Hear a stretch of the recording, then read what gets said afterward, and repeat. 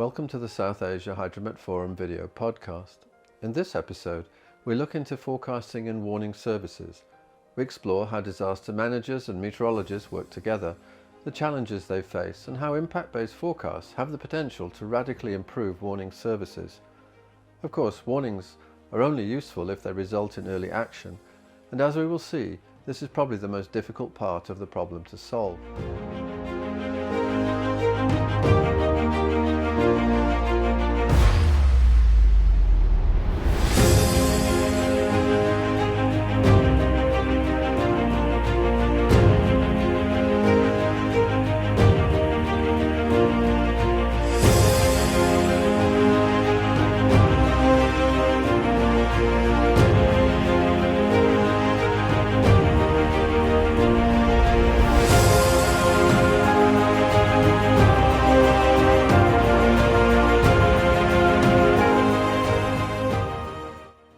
My guests are Anuja Senavaratna, Director of Mitigation and Research and Development in the Disaster Management Centre in Sri Lanka, and Shiromani Jayawardena, Director of Forecasting and Decision Support in the Department of Meteorology in Sri Lanka.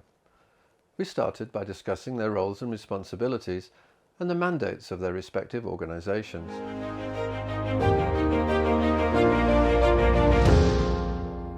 Welcome to the South Asia Hydromet Forum video podcast. Anuja, I'd like to start by asking you about your role in the Disaster Management Centre. What are your responsibilities? What are the main tasks of the DMC? And what are the main hazards that people face in Sri Lanka? Disaster Management Center basically responsible to prepare the national strategies for the disaster management and then to national emergency operation plan, and to coordinate all these things for the implementation and coordinate with other agencies on this implementation. And then based on this disaster management plan, it is required to prepare the institutional level, sectoral level or the ministerial level disaster management plan based on the responsibilities assigned to these institutions, and then issue the guideline instructions for the disaster risk management in the country for a particular institutions as well as the administration setup of the country, that is the national ministries, then district secretariats, divisional secretariats, and to the Grama Niladhari level, that is the village level or the lowest part of the country. I am one director. I am responsible for disaster mitigation, research and development activities. So my main responsibilities always lies with the disaster risk assessment, which is very much relevant to understanding disaster risk. And then the other one is the risk reduction. Basically, risk reduction, when we consider the countries like ours, underdeveloped countries, now it is not the developing, so we are, underdeveloped. So they are basically what we need to do is that mainstreaming DRR into development. So that is one of my main tasks.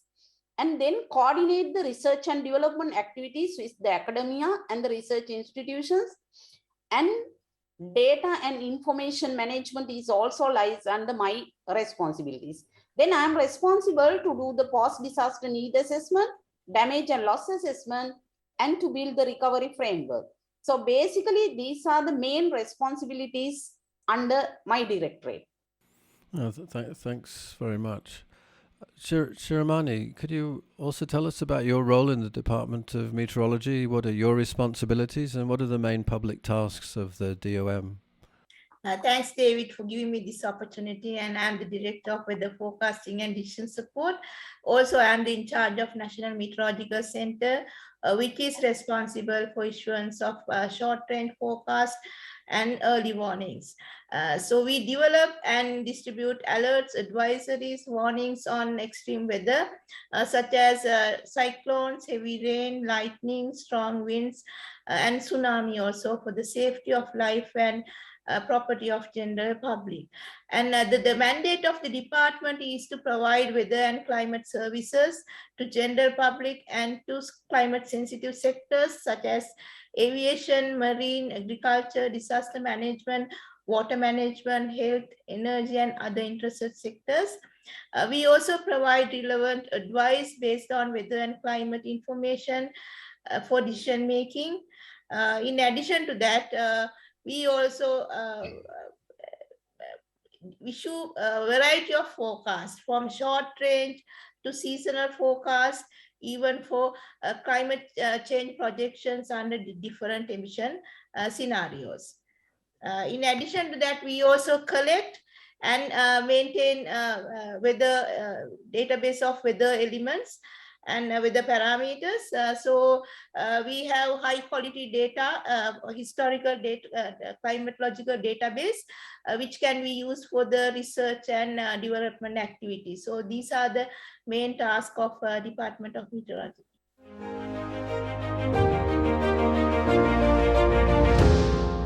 What do you consider to be the biggest issues facing the DMC in providing warning services to the people of Sri Lanka? Yes. When we consider the challenges as well as the issues, mainly I can highlight 5 main issues. One is the lack of understanding on the mechanism and identified responsibilities. Those things have not been institutionalized, and professionals go for a short-term attractions and the popularity. So that is the one challenge and the issues as well. So there, what I want to highlight is that still the institution responsibilities have not understand properly. Even the professionals, they are having the gap of understanding the responsibilities of each and every institutions. Most of the time, these responsibilities have not been institutionalized. If you analyze the institutional annual plan or their mid-year plans, or I mean mid-term plans, 3-year plan or 5-year plan, whatever. So in this plan, their responsibilities has not been correctly reflected. So that is one challenge. Then the other one is the professionals are also always going for a short-term attractions and the popularity, not for the long-term sustainability. So that is a one challenge. So then the other one is whatever the warnings still we are using and we are disseminating, those warnings are not user-friendly. Those warnings are more technical. Even sometimes the technical people can't easily understand these things. That is one another thing. Then the third issue is that we identified that huge gap on decision making based on the data and information. Responders and the victims, both parties, these things available. Because responders as well as the victims, they are not properly understand what is the message, what is the early warning. When the meteorological department issue the weather related early warnings or the forecastings, so they are not properly understanding. I mean, the huge gap on that decision makers, I mean, they have to act based on this early warning and the information. There's a huge gap on this understanding and the usage of this information for the decision making. So then the other one is the even within the community as well as within the decision makers, I experienced that very less awareness on the usage of the warnings. So I mean, very proudly, we are telling that we are having 77 tsunami early warning towers. So we are telling that, I mean, the community level, we are implementing these type of early warnings. So the reality, the level of the awareness of the community on these early warning and how they need to act. So that is one another thing, that is very less awareness on the usage of the warning, not on the warning, but the usage of the warning, how to use these warnings. That is another thing. The last one, I mean, what I want to highlight is we always go for a high tech, but not the appropriate tech for the people. High tech, but not the appropriate tech for the people and the country. Hence, always, whatever the early warning dissemination system, early warning generation systems we introduce, I mean, we are doing number of pilot projects and we have tested all these things. But the issue is that, I mean, since we are going for the high tech, not the appropriate tech for the people and the country, always no maintenance and the system will collapse.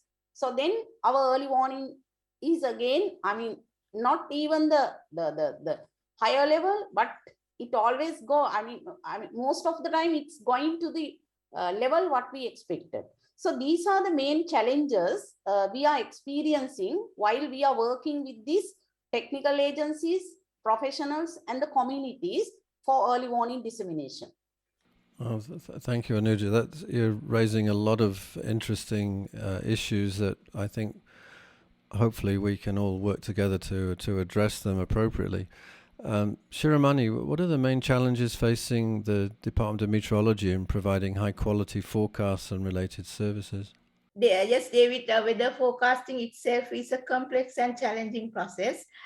So that involves observing and processing of vast amount of data.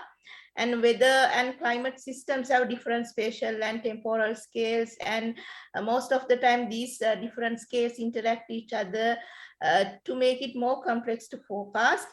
In Sri Lanka, actually, the major challenge is in forecasting weather is due to its geographical location. Sri Lanka is located closer to equator and surrounded by Indian Ocean, where observation density is sparse. And other thing is, and some atmospheric phenomena and processes in the tropical equatorial region is not fully understood or impossible to resolve in numerical weather prediction models due to technological constraints. And in addition to that, we don't have meteorological research institute. We are more focused on operational activities and lack of research studies and weak collaboration between National Weather Service and academia and other research institute. That also, because to understand the atmospheric systems and processes, we need to do a lot of research. And we have limited real-time observations. We don't have weather radar. We have limited up-wire observations, which is crucial for improvement of numerical model skills. And we have limited computer resources as well as human resources at present. The data sparseness within the country as well as surrounding ocean, lack of scientific understanding of weather systems inherent to equatorial tropical region, lack of scientific understanding of the cross-time scale interactions. Our atmosphere is very vigorous and frequent changing. So these things hinder the accuracy of weather forecasting in Sri Lanka.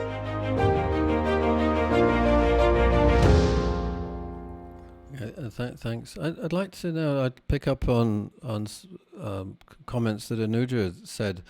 Warning services are complex, in part because they involve so many different actors and decision makers. The roles and responsibilities of different players is often not clear. And I think Anuja has just really said that. Shiramani, how do you see DOM and other what I'd call production agencies fitting into the warning system in Sri Lanka?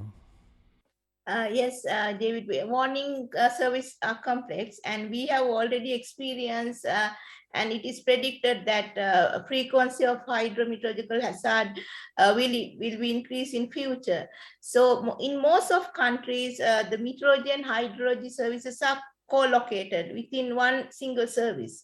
But in Sri Lanka, we have separate services like meteorological services are given by meteorology department and hydrological services are given by the irrigation department. And sometimes heavy rains lead to landslides, and the landslide warnings are provided by National Building Research Institute.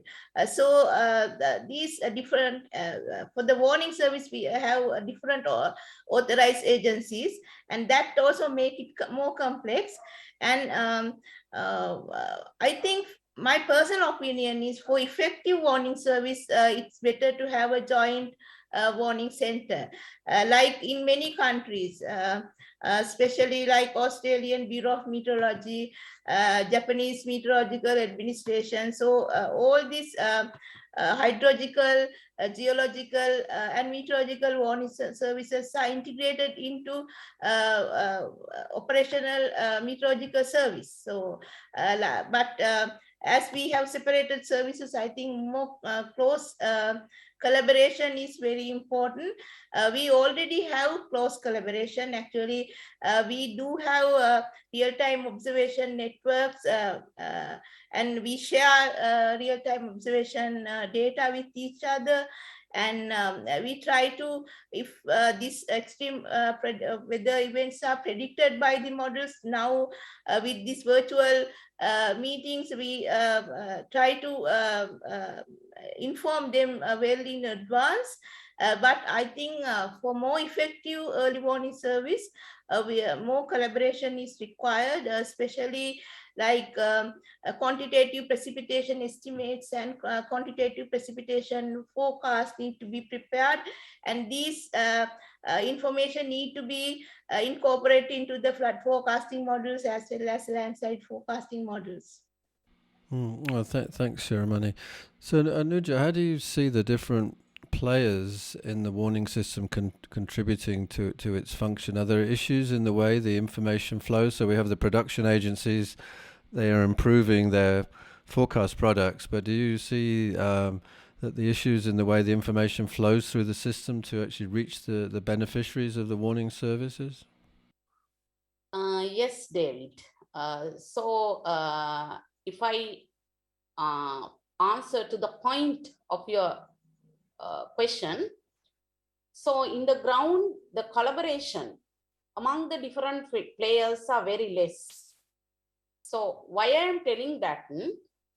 During the disasters, most of the technical agencies and the different players get together. But when we consider the early warning aspect, prior to the disasters, we have to do a lot. So different players' collaboration is essential prior to the disasters for the proper early warning. So in this country, my experience is during the disasters, most of the technical agencies as well as the professionals work together for this response base and that kind of things. But the ground level collaboration is very less for the generation of the early warning, and most of the activities what we need to accomplish prior to the disasters in terms of early warning. At the same time, for a short-term commitment we can observe, but long-term commitment is very lack. So for the early warning, system need to run. We need to have a proper system, and the system need to run. To run the system, we need the full what we call the data and information. So they are all the institutions and the professionals, different players. Long-term commitment is very essential. That is also one lacking area. Most of the time, when we consider the institution collaboration among each other, the duties always personalized. We are not considering the duties as our profession, as our job, something like that. So most of the time, when we consider these things, I mean, duties are personalized. So it is not good for early warning. Sharing is very less because the responsibilities are not clear. As when we are initiating the discussions, I mentioned that. So each and every institution having the responsibilities on this disaster risk reduction. So we need to have a proper, clear responsibilities, as well as the responsibilities should not be duplicated. But due to these duplications and the gray areas in the responsibilities, collaboration for the early warning generation and the distribution, we are having some issues. Then your second part of the question, that is, I mean, the information flow. We have to introduce not the high technologies which are practicing in the developed countries. We have to introduce the appropriate technologies to disseminate the early warning. Why I am telling that? So we have introduced that satellite communicated early warning towers, tsunami early warning towers. It is a high tech. But after the project, we don't have any way to continue that. The satellite collapsed. Then we didn't have any mechanism to transfer to another satellite. The sustainability is not there. We are having a lot of experience. So we need to have the appropriate technology which are relevant to our country and to our community. So then at the same time, we have to increase the accountability, transparency, and the reliability, particularly the reliability of the early warning. I mean, the community, or the disaster victims, they are not bothered on the institutional issues or the professional, the issues among the professionals and all these matters. So they are really bothered on that, what is happened. So what they need to do. So they need that information. So they are the reliability is one most important thing. If the communities or the victims' reliability is not, they are not necessary to disseminate the early warning. At the same time, the transparency and the accountability is also we have to ensure. So, these are the issues in the way of information flow. Somehow or other, if we want to have a very efficient, effective early warning system, we have to ensure the institutional accountability, institutional transparency on the early warning generation, as well as the early warning dissemination, and the reliability of the information. And we can add now more complexity. So, a challenge, one of the most challenging things about warning services is getting people to act early to avoid harm. And you've touched on this. And we talk a lot about multi-hazard impact-based early warning systems and services. That's the refrain coming from the United Nations specialized agencies to individual governments and non-governmental organizations. Anuja, could you share your thoughts on how you see impact-based forecasts and warning services developing in Sri Lanka? If we want to have a sustainable impact-based early warning system for the country, we need to identify the real issues in the country. How many people, what is the percentage of the people required this early warning for the flood, drought? What is their requirement? What is the real requirement? What is the industries, what is the SMEs required this impact-based early warning? We have to identify the real issues with our community, and then we have the other important thing is that we always complain in what we don't have. But my concept is that we have to start with what we have. Still, we don't have a very fine-tuned 100% perfect data set, but we are having data. So what we can do is that we can initiate using the existing data.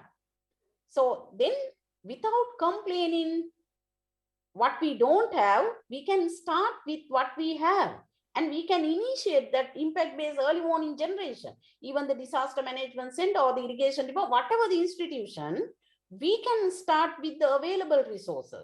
To sustain these things, what we required is collaboration.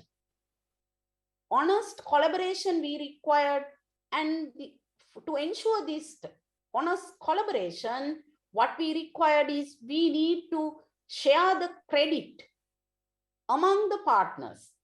We have to equally share the credit among the partners. Then the collaboration will be enhanced.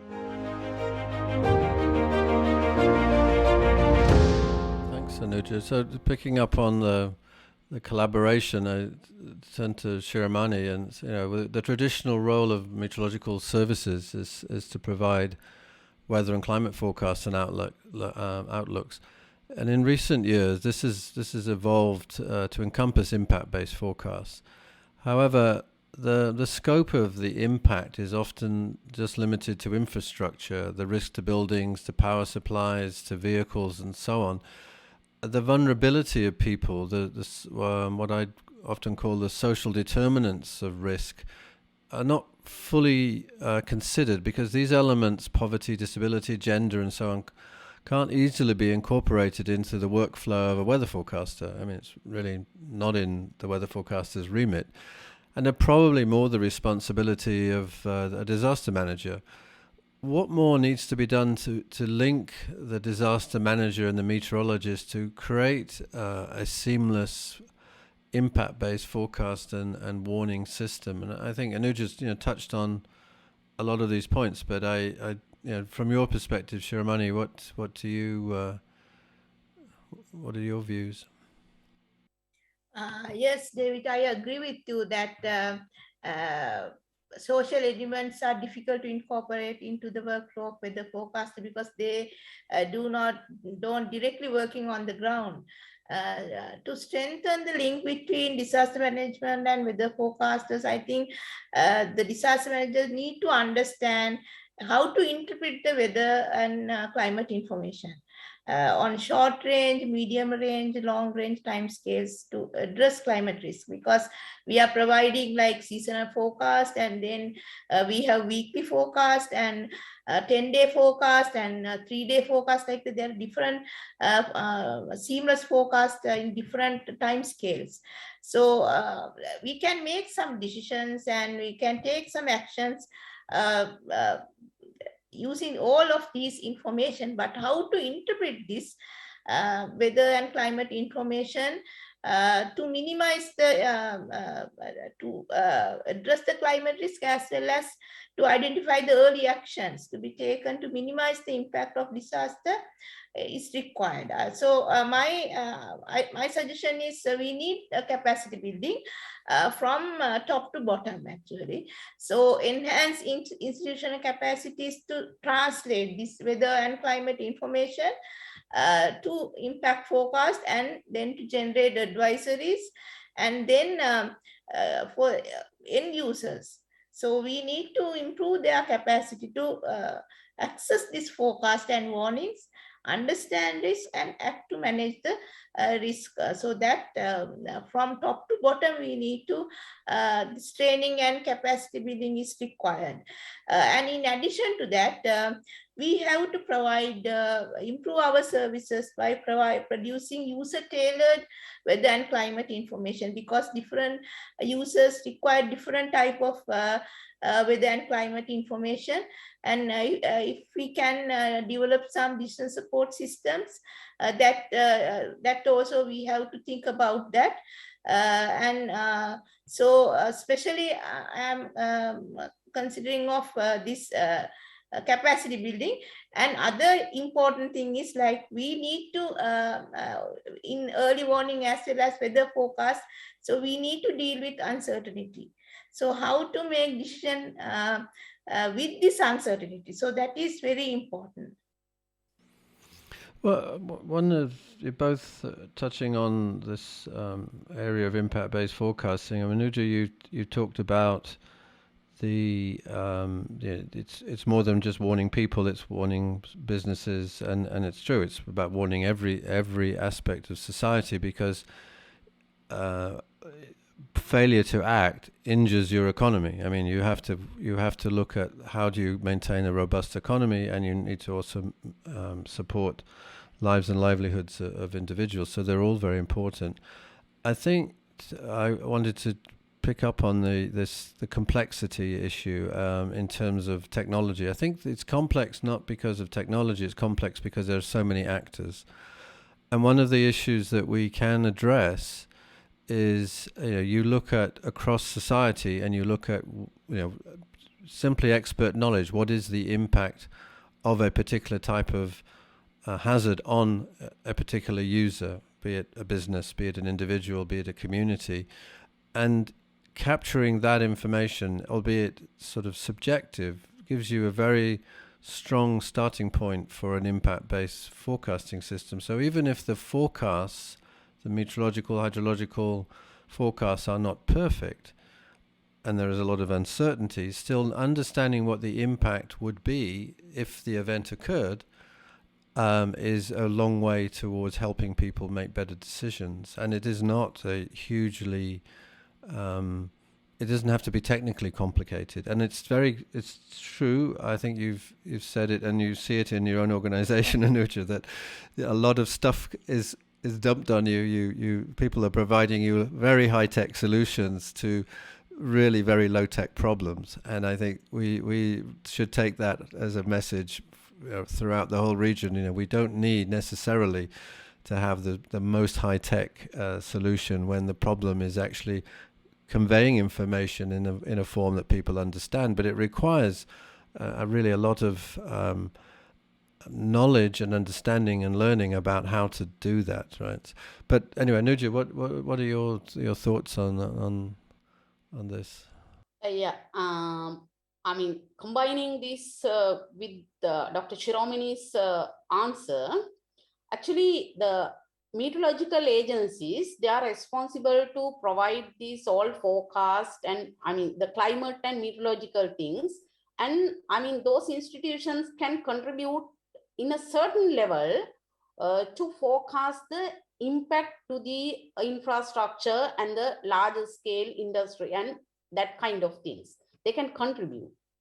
But when we consider the entire society, community, particularly with the highly vulnerable groups and all, so then, of course, the disaster managers, as the professionals and the trained people who are dealing with the ground level communities, they have huge role to play. So to accomplish their task and the responsibilities of these disaster managers, as Dr. Shiromani mentioned, that they have to have a proper understanding on this forecasting and the meteorological warnings. I'm not telling the disaster early warning, but meteorological informations and the meteorological warnings. We have to climatological warnings. We have to have a proper understanding. But I observe that it's a huge gap on this understanding. Even the disaster managers, I mean, they are complaining that, okay, these institutions, meteorological institutions, they are the reliability of the warning and these, I mean, the forecast, the reliability is very less, and these type of things, complaining these type of things, but still we are not using the positive part of this warning, and we need to do something to reduce the impact of these disasters or the extreme event based on the existing warning and the forecasting issued by these meteorological agencies. So to improve that, what we required is the more collaboration, more understanding, and more knowledge sharing among these two communities. So we have to consider the entire system in the holistic way. Once I have visited in the UK Met Department and the Environment Agency, there I have seen a good system for the flood forecasting and all. I mean, David, you know that. I mean, you are expert in that. So they work together as a team for the flood forecasting. Met Department people there, I mean, the Environment Agency people there, they all issue one warning for these things. But the same model we can practice here within the disaster managers and the irrigation people as well as the Met Department people, because the governance structure is totally different to the governance structure of UK. So, but UK is a good example to us, and with that, I mean, good examples and the best practices in this country, we can customize these things and we can establish our own system tally to our governance system. Our governance system, I mean, it is a very complex governance system. So when we go to the ground level, from the national institutions to the local level, there are some institutions. Those institutions are not work with the local government sector, as well as when we, I mean, as example, that irrigation department having the divisional irrigation office, but that divisional irrigation office is not responsible with the local government in that area. So we can't ask the local government to issue the early warning as practice in UK and some other developed countries. But then we have to have a proper our own system, but we can use that best practices. So I mean, we in our country also, we need to have a system to work together, and there the decentralization into the local level is also important. As example, disaster managers in the district level or the divisional level need to work with the meteorologists working in that particular area very closely. They have to have a very close relationship, and they have to have some sort of legal responsibilities to disseminate this early warning or the forecasting at the local level. Sorry. So then the other one is, when we consider the impact-based early warning, we have to have a clear understand where it starts and what is the value added of the institutions to the warning. As example, Met Department can inform the Disaster Management Center. This is the climatic situation, this is the weather forecasting, these are the extreme events, like that. So then disaster managers need to add some value into that. For these, the hydrometeorological disasters, very frequent disasters in Sri Lanka, for these things, the meteorologic professionals, disaster managers, and the hydrologists, these three parties work together and need to issue these impact-based early warning as a team effort.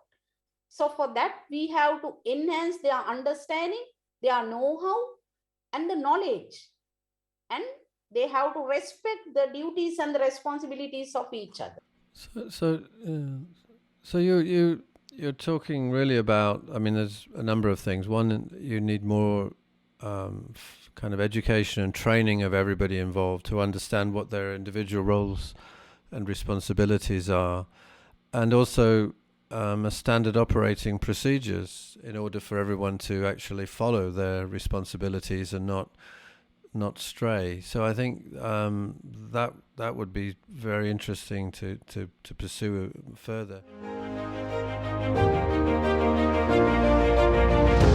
I also wanted to ask you about the community, the last mile, first mile, depending on your perspective, and the most important is to get information to people who need it. What are the current opportunities to raise awareness at the community level? How do you train people at the local level, or educate people at the local level to take action? Yes, David. So in Disaster Management Center, we are implementing number of community level programs. So there are a lot of good things I have to share on this community awareness. But I will explain very briefly the potential to enhance the awareness of the community in our country. So when we consider our community, whether it is a rural or an urban community, there are a lot of community gatherings, maybe the cultural things, maybe religious things, maybe some commercial things, like that.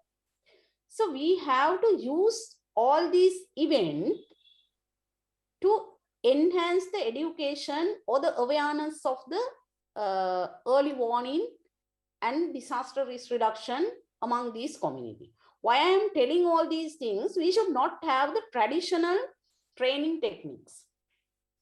If we are having a traditional training techniques, we can do the presentation, we can have a talk, but very limited number of people, and they are also, they feel boring on these things sometimes. But instead of that, if we use these community gatherings, the cultural events, religious events, and all these things, if we incorporate some messages on this disaster risk management, particularly focus on today our topic, that is early warning, in these things, so then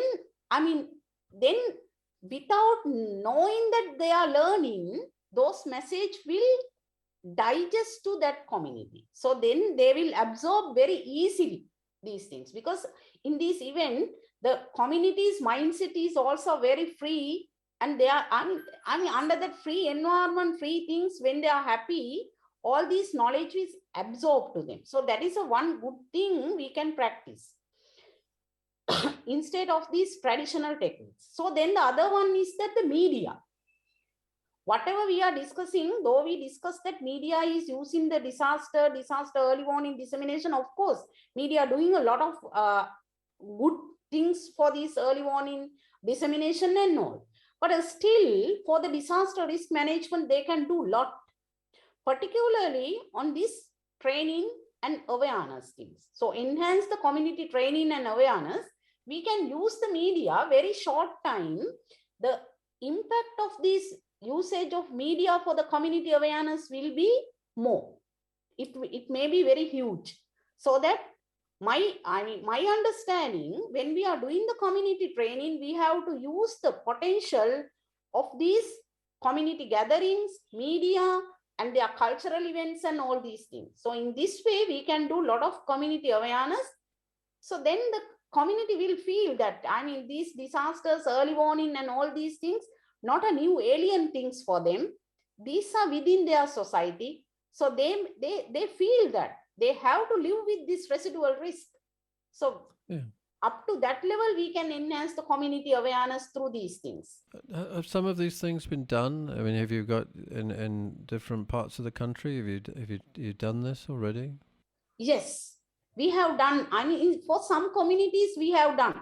As example, for the Sunday fairs, right? In the Sunday fair, we can go to the fair and we can do some announcement, right? With that announcement, a lot of people come gather to that place and they listen. So it is a very short time. It may be 15 minutes, 30 minutes, not that hours. So then people will listen and they are keep. Even for the, as example, for the southeast monsoon, right? So what we did, so we distribute some leaflet in these common places. So then people get all these things and they read. So another example, right? So to pass the early warning, to pass the information or the knowledge on what to do during the disasters. So what we can do is that we can stick one sticker into a three-wheeler or a tuk-tuk in our country. Then most of the common public use when these things, even the buses. So we can use these things, right?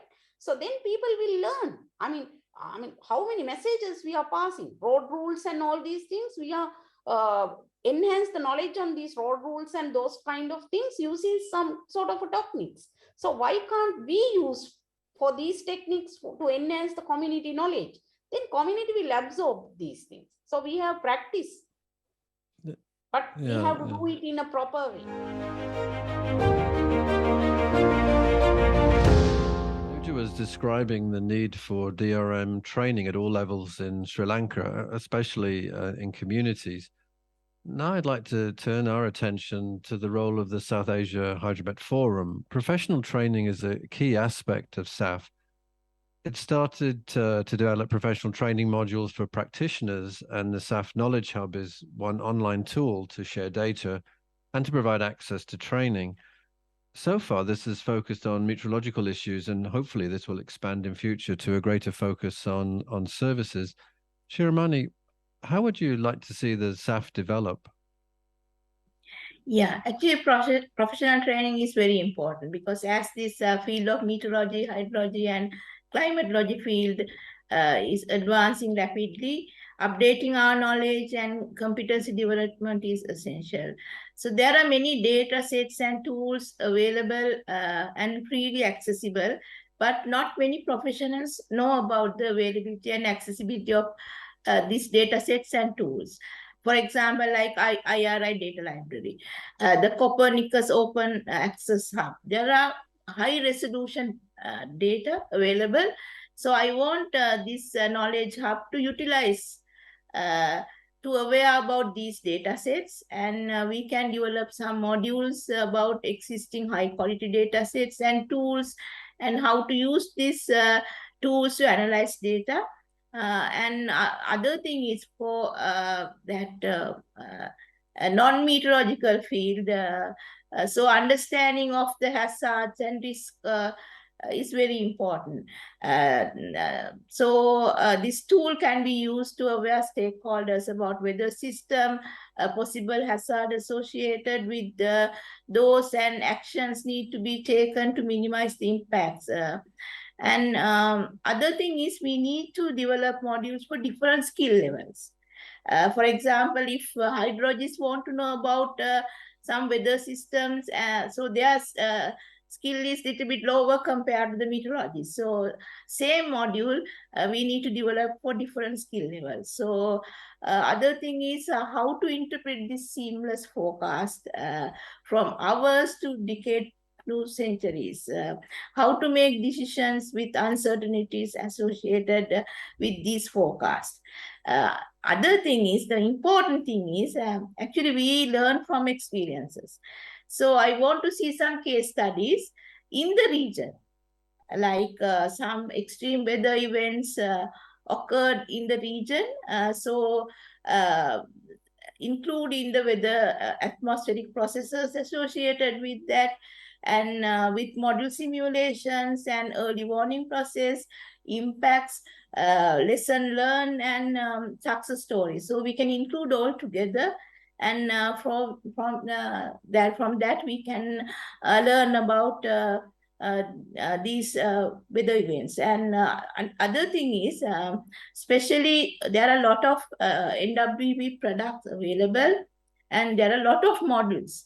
So some sort of validation and verification also need to be done. So if we can utilize this tool for this forecast verification and validation, I think that will be very useful. You've participated in this forecaster forum that's held weekly. How do you see that? How useful do you see that? Yeah, I think it's very useful, because nowadays we have that ocean part also included there, because Maldives and Sri Lanka, we experience these high waves, especially at the beginning of July.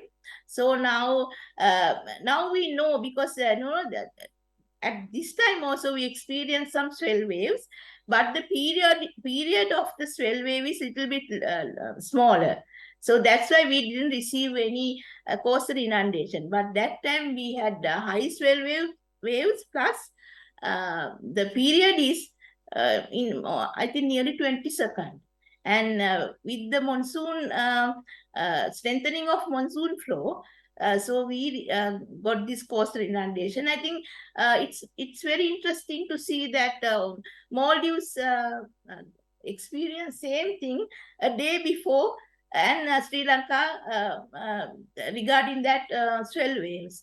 So I think and we can learn from these different countries, their impacts of extreme weather events. I think it's useful, because now that ocean component also included in that weekly meetings. Right.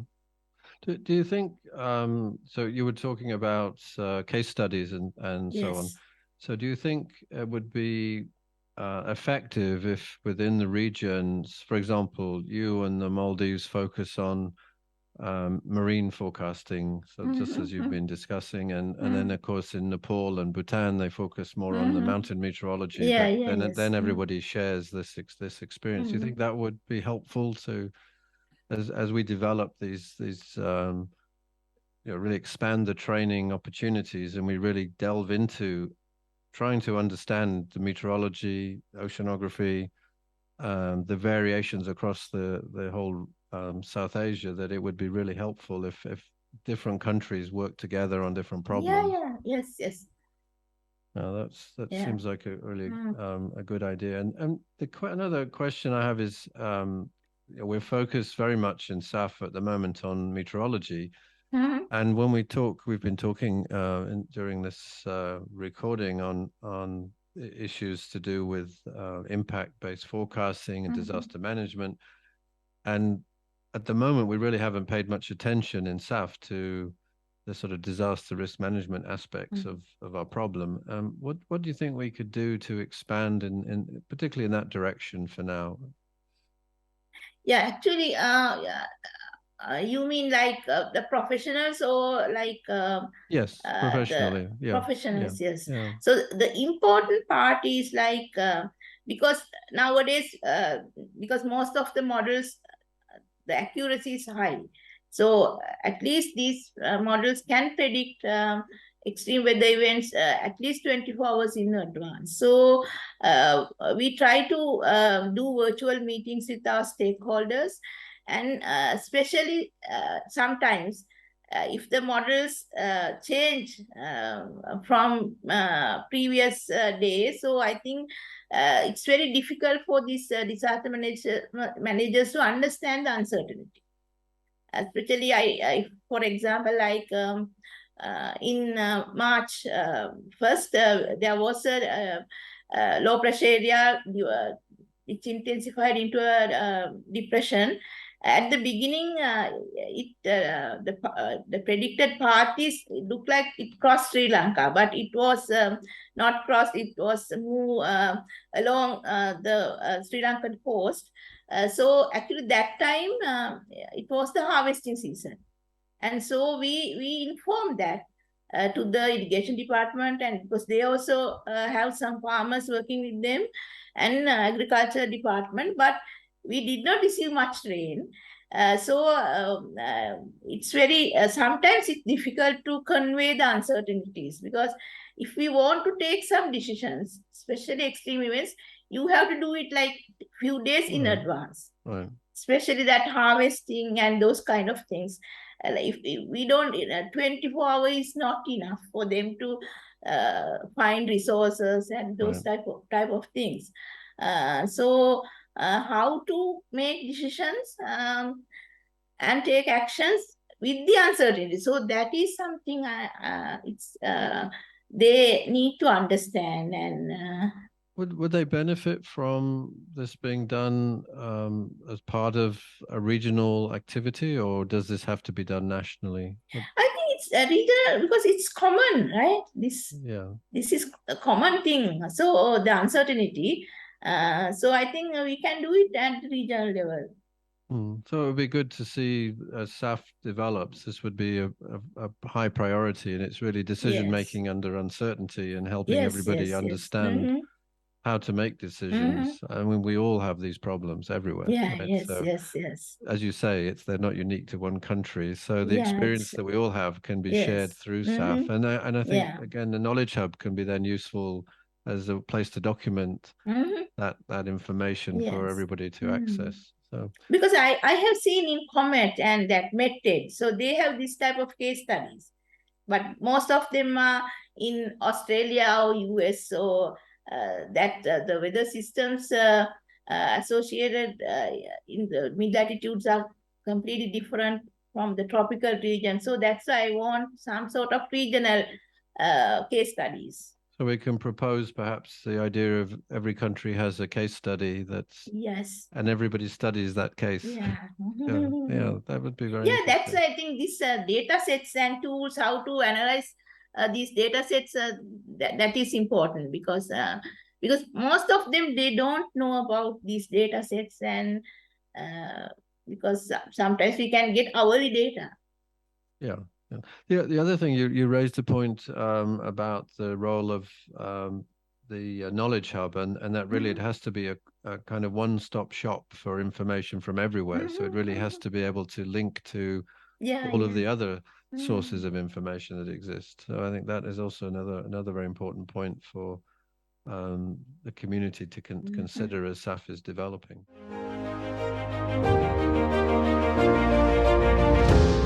And another aspect that we haven't discussed is people's ability to take early action. The International Federation of the Red Cross and Red Crescent Society they've pioneered work in forecast-based financing and the concept of cash for early action. Given that the most vulnerable have very limited financial resources, do you think this would work in Sri Lanka, Anuja? What I believe is that we need to encourage the right-based disaster management, the public right-based disaster management, public right-based as well as the public responsibility-based disaster management. So that for the Sri Lanka, I am not encouraging to provide the cash facilities for the people for everything. It should not be done.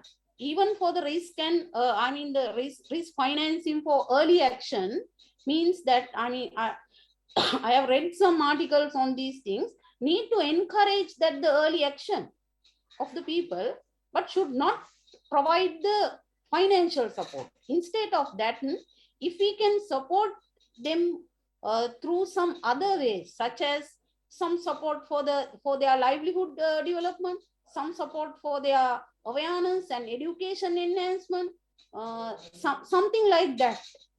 If we can support in that way, we have to spend some finance things, but not directly the finance things. Directly providing finance for any kind of activity is not good. Even in Sri Lanka, the cash for work, right? Even nowadays also under different institutions, we are having this cash for work programs. But the final outcome of the cash for work program, we have to evaluate.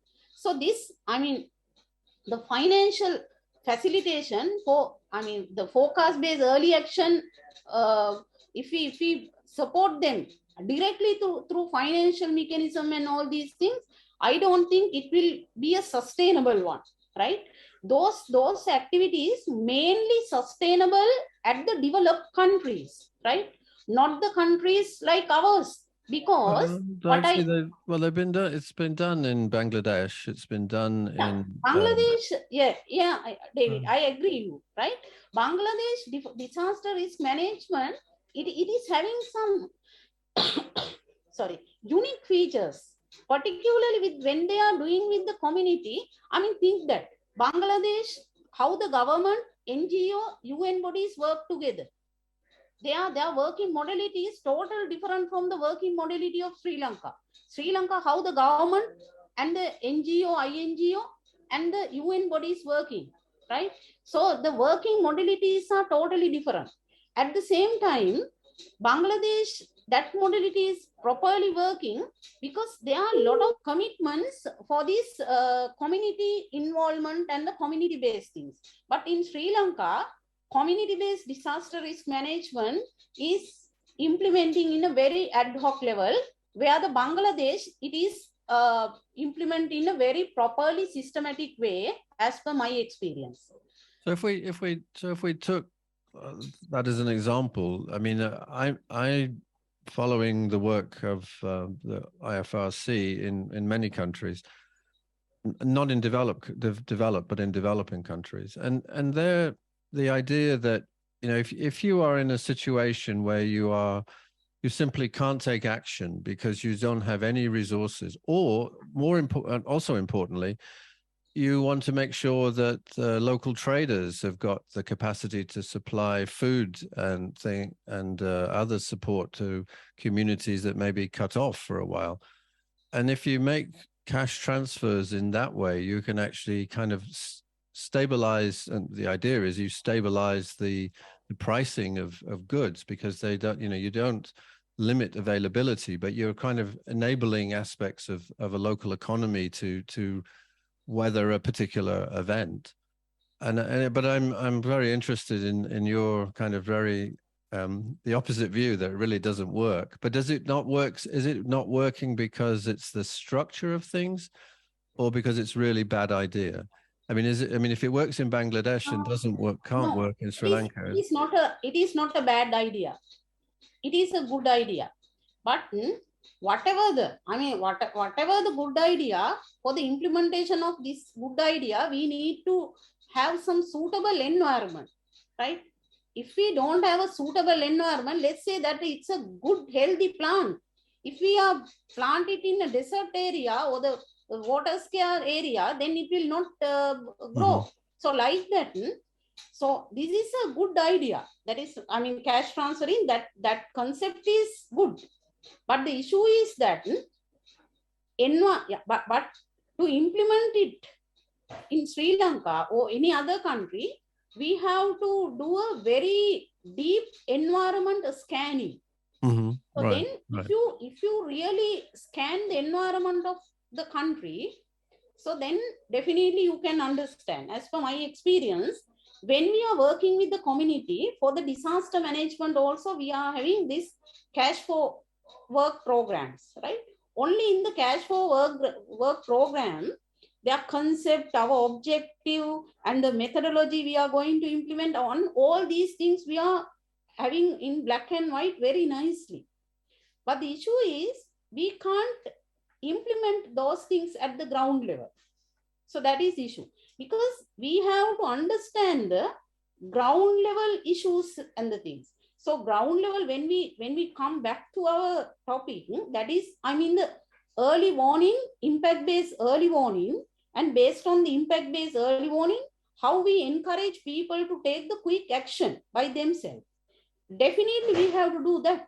But the issue is that if we encourage them through this type of things, then people always need that support. They are expecting, because in this country, as a society, as well as the the attitudes and behaviors and all these things, very quickly they turn into that dependency things. Yeah, Right? certainly it's not They meant to always create. depend on that. Yeah, so So it's that certainly not meant to I create a always dependency. encourage people commitment. We have to ensure people commitment, right? Commitment, we can give some incentives in different aspects. Sometimes for the early action people, not through the cash and all, but we can support them for their school children. Yeah. In a way, right? Yeah. Yeah. Not with the cash, but we have to find other mechanism to support them. Yeah, So I mean, in the but in the end, we are talking about financial transfers in some form to somebody, right? Whether it's to the school system, somewhere locally, there needs to be resources, financial resources to support an activity. So it's more like that. If I could, I'd just like to turn to Shiromani and talk a little bit on the same lines of early action and where we would have the best opportunity to have enough quality forecast information that we could be kind of sure that if we had to take action, it's possible. Yeah, I think, David, we can see significant improvements in numerical weather predictions, especially the predictability of extreme events. The skill of the models have increased significantly. And in addition to that, we have seasonal forecast where we give some sort of probabilistic forecast, whether we can get more rain or less rain. But in addition to that, we have the sub-seasonal forecast, weekly forecast. And basically in sub-seasonal forecast, the predictive source is Madden-Julian oscillation. And we have done some research and we found that MJO significantly impact our rainfall, especially during southwest monsoon and we call it second intermonsoon, that October-November period. So this sub-seasonal information also can be used for forecast-based early actions, and because that will give us some sort of indication. This week we will get more rain, and then with the early warning and very short rain forecast, we can do some actions. Right. Yeah. Okay. So and in this context, so if we were looking at, I mean, let's take an example that's often used: the tropical cyclones. There's fairly high predictability, long lead time, and that gives an opportunity to ensure that people can take action. At the same time, not everybody is able to take action for one reason or another, and I think that's where this idea of the concept of putting resources in the right place, and going back to the Red Crescent Red Cross Society, I mean, one of the things is they position their own services capabilities into those areas where they know there's high risk, so that it's kind of helping everybody be pre-positioned. But again, it's taking a resource from one place and using it somewhere else, because otherwise, we were all resource strapped. So it's a case of using the forecast to position the resources you need. They're human resources when it comes to people having to help others to take action, and it's also financial resources in order to kind of help different communities.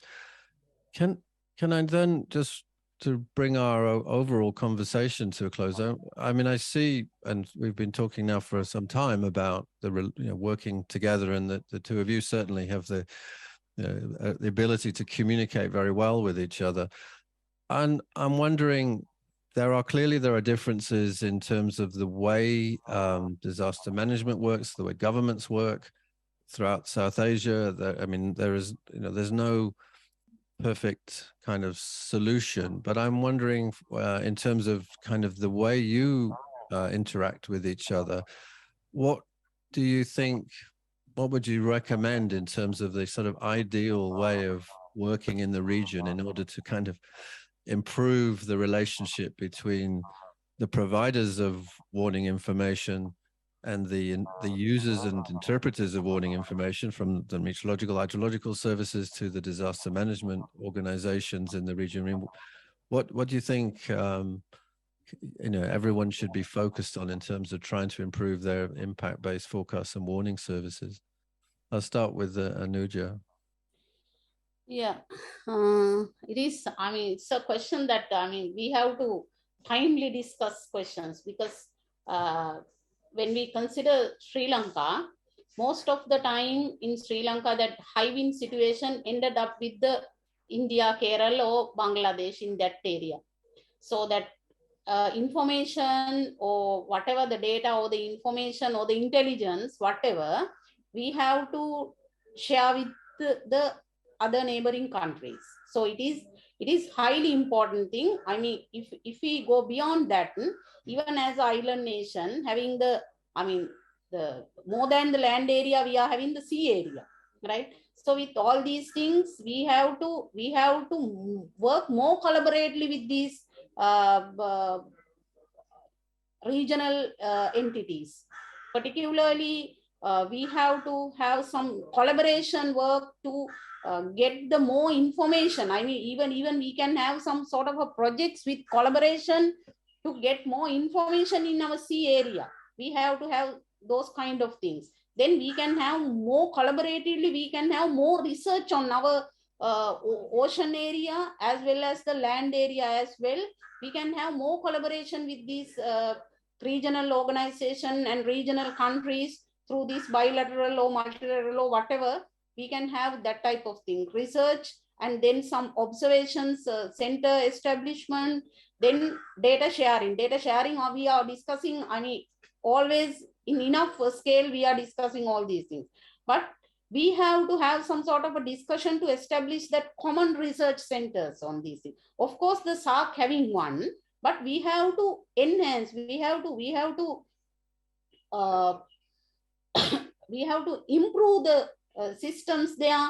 Then we have to improve the collaborations there, and I mean, everybody need to work together for these things. Working together is very much important. And the other thing is that since we are discussing the impact-based early warning, we should not think that we have to work with the weather-related institutions or the hydrological institutions. We always forget that the social institutions, the institutions who are basically focused on these social things. And the other thing is, when we consider the Sri Lankan context, the institutions who are working with the economic things, right? So economically, whatever the risk, if we are not transfer that into the monetary value, then it doesn't give any sense, right? So whatever, if I say that high risk to my minister or somebody, he doesn't care. If I tell him that, okay, this risk is 5 billion, then it will feel him, right? So that, like that, for this regional cooperation, we need to have the economic research also on this disaster impact-based early warning and early warning dissemination, as well as David, that how these information can incorporated into the resilience economy and the development. So the basic things is that we have to mainstream all these things into the development sector. So whatever the sector we have, we need to have, I mean, even the health sector, you can use this meteorological informations for their regional decisions as well as the local decisions. So let's say that the petroleum, something like that, in this region we don't have petroleum, but maritime disasters, those things impact to the petroleum transportation and all. So we have to discuss these things in a regional way, because all these countries having these kind of things. So we should not focus on the, high winds or the flood, right? So this is a very complicated work. Disasters also having different links, right? It is a multi-link thing. So that we have to think that, social, economic, we are discussing the environment things, but we have to focus more on the social and economic aspects. We have to incorporate these hydrology engineering, weather scientists, and all these things in a one platform. Regionally, we can encourage these things, and regionally, we have to focus these things. Thanks, Anuja. Shiramani? Regarding the close collaboration between the Disaster Management Center and Meteorology Department, one thing we are in the same ministry. That is one positive thing. And other than that, we share that seasonal forecast and short range forecast we share with them, and especially before two monsoons, we conduct this monsoon forum where we discuss the seasonal outlook. And then just after that, Disaster Management Center, they conduct this monsoon preparedness meeting, and where they discuss about the disaster preparedness activities, response planning, and humanitarian planning before the disaster. And then whenever extreme weather events are predicted, now we conduct this virtual weather briefings with all the technical agencies and disaster management center and other decision makers. And we share real-time information also. So I think that is one thing we have this close collaboration. And regarding regional collaboration, actually, weather has no boundaries. So in South Asia, we have common climate characteristic owing to monsoon system.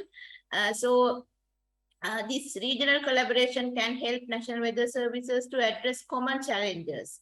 Within the region, we have some countries with more technical resources to run high resolution models, regional models, and then we have some regional experts in the field of meteorology, climatology, and hydrology. And these regional strength through best practices, learning from each other, finding better ways to address common challenges can be used to fill the gaps and improve our early warning capabilities. And we already address this type of challenges we face through regional cooperation. Best example is the panel on tropical cyclone, which established 50 years ago.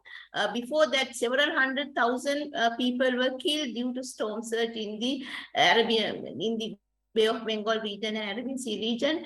But now with this regional collaboration, number of deaths are significantly reduced. Regarding the possibility of having common format of warning information for the region, I think we have benefits as well as challenges. Having a common colors scale for alerts and warnings, it will ensure the warning information is consistent throughout the region. Even for tourists not familiar with local language, they know what to do during disasters to protect themselves. The problem is in South Asia, data sharing is a huge challenge. We have a lot of restrictions within the countries as well as in the South Asian region. So without data sharing, it's difficult to move for impact-based forecasting to develop impact ratios. So these are very localized.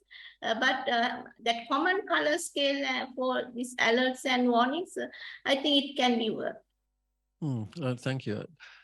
So just as we bring our discussion to a close, I'd just like to ask each of you, what would be your absolute top priority that we should focus on working, basically all working together in the region, in the country, elsewhere. What would be your number one priority? So Shiramani first, and then Anuja. Yes, actually, I think now the forecast, especially model forecast, has significantly improved. So how we can utilize this data for decision making? So that is my main priority. Okay, thank you. Anuja? actually the main priority for me is the knowledge, right? I always believe that if anybody having the appropriate knowledge, then he or she himself or herself will take the decision and do the appropriate things. So knowledge is governed the disaster risk management. Right. So we have to provide the correct knowledge in a correct way to the people, understanding their environment and their languages, what they think and what they feel and how they behave. Knowledge is the one. So if I could take those two thoughts that you both have expressed. So if we take the forecasts are pretty good, so we really need to know how to use them better. So we need to turn the technical information into knowledge and share that and get people to really make that more than just understanding, but make it part of their everyday behavior, right? That they know this, they know what to do, and they actually then take early action to protect themselves and to ultimately protect the overall economy of the country. So thank you both very much for this very long and interesting discussion that we've had on aspects of early warning, impact-based forecasting, early warning systems. And thank you, Shiramani. Thank you, Anuja. Thank you. Thanks a lot. Thanks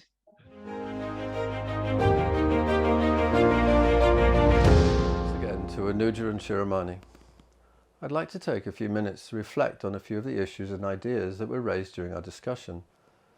Shiramani made the point that model predictions have significantly improved, and her priority is to utilize these data for decision making. Anuja's main priority is sharing knowledge to enable early action. These are steps that in principle are not too difficult. However, the issue of governance and cooperation among agencies at all levels, but especially at the local level, is an impediment and needs to be addressed. We talked about impact-based forecasting and forecast-based financing for early action. Both are keen to see this develop and recognize that it involves many actors adding value to a meteorological and hydrological forecast and warning. Anuja was skeptical about the utility of cash for early action, not so much because it's a bad idea, but rather because it's difficult to implement successfully within the existing governance structures within Sri Lanka. Hopefully, we can look into this more carefully throughout South Asia. The economic imperative was also mentioned. It's vital to show the economic impact of a potential hazard and the opportunity to avoid economic losses. A systematic approach for the whole region is very helpful.